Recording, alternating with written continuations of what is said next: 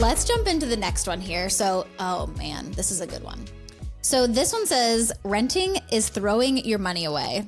Nick, why do you think that's such a hot topic? I get some of the sentiment, like you're putting money towards this thing on a monthly basis, towards paying off this mortgage, but you're not really gaining any of the benefits of it, right? Like you're not able to build equity, you're not able to take any tax deductions, and at the end of the day, like you could still get kicked out on literally like a 2 weeks notice. Some places maybe it's as long as a month's notice, right? But I think the thing that people don't recognize is that rent is the most you're going to pay for housing in a single month.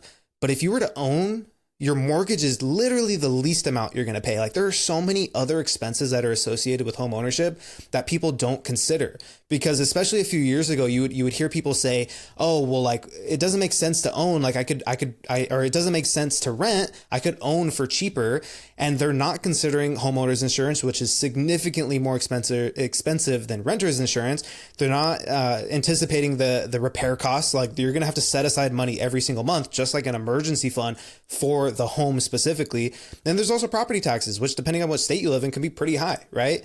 Like I think there's this big misconception that renting is throwing away money, but you are still at the end of the day paying for literally a roof over your head. So I don't think I think there's some truth to it, right? Like it's like your money isn't growing, right? Like you're not putting it towards this asset that's appreciating in value, but you are still paying for something that you use every single day. Yeah, and I get that. I understand that. I understand renting does not get you like the house at the end of the day, right? And I think renting doesn't make sense in some situations. Like if you're not financially prepared, definitely no home ownership for you until you get there. Living in a high cost of living city where the houses are so expensive, right? Or you like having that flexibility to just pick up and move when you want. So I think there's so many different, people are individuals. They have to decide what's best for them. But okay, so let's walk through some numbers. My husband and I bought a home a few years back, and we spent a lot of money up front. And so I want to share these real numbers with you to help you understand that it is so important for you to have like your finances under control before you make the biggest purchase of your life. So we put down between closing costs and a down payment around $30,000 altogether. So that was what we signed the check. We got the keys. We're like, whoa, we own a house, right?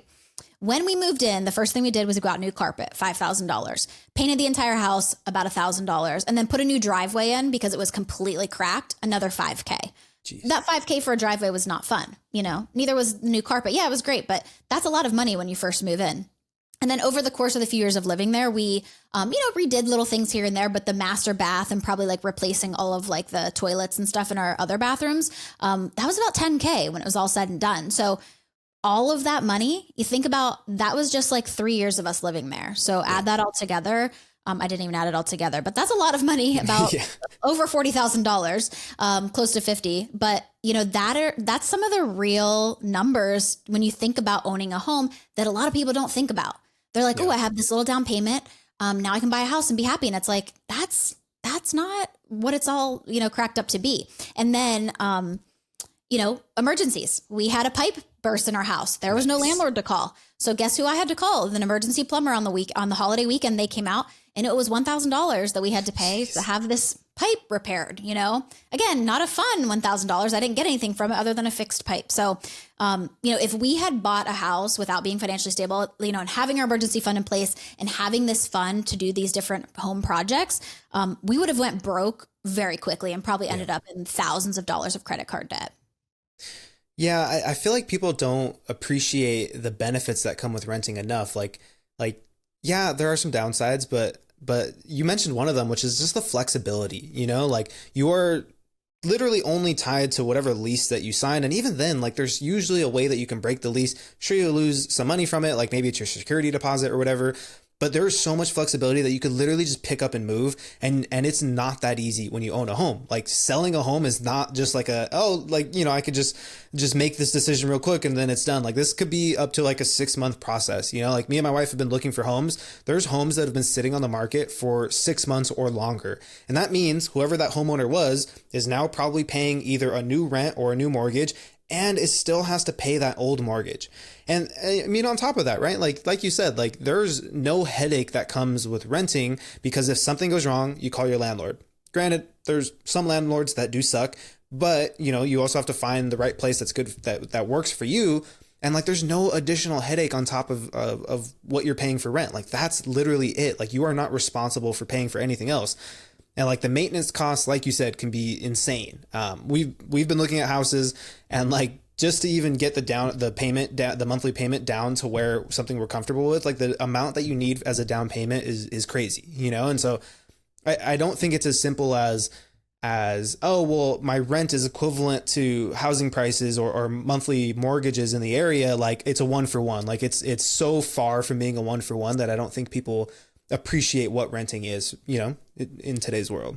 Yeah, definitely. And something you said there, you mentioned about how the houses can sit on the market for a while. Yeah. I often hate that people think your house is an investment because, I mean, unless you sell it or like leverage against it, you don't have any money from it. You know what I mean? Like, you're living in your largest asset that like you can't do anything with unless you want to sell it, but then you have to buy something else. So I don't know. I think we need to help young people and people in general to like make the best decision for them when it comes to buying a house, because it's such a large amount of money just to go into blind. I've heard this before somewhere else, but I wonder why people don't feel the same way. Let's say about going out to eat. Now, I know that the difference in money there, but I've heard this before. Like, you go out to eat, you spend $150, and let's say you spend $700 a month on going out to eat or something like that. That's a good month. Yeah.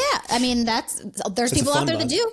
Yeah. And so you're not getting any money back from the restaurant. You've paid way more than you would pay to just eat at home. But you don't view it that way. Same thing with rent. You're exchanging your money for rent for a home to live in. Same thing with a restaurant. You're giving your money to get food. You know what I mean? So it's the same thing. And like, I know there's different amounts there, but for some people, they spend a lot of money on food.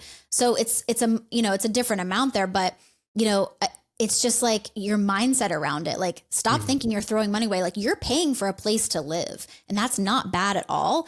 Just change your mindset around, why that you think that just because you're, putting money towards rent, it's such a bad thing. Like, you're paying for a place to live. And I think we need to like change it, like our mindsets around that. Yeah. I mean, when people say it's a waste, I'm like, then go live outside. Like, you're not wasting any money. It's like, no, that sucks. Yeah. It's because what you're paying for actually brings a lot of value to your life. So, could spend a long time talking about mistakes around home ownership. And in the last episode, we did talk about that a lot, where people are just becoming house poor.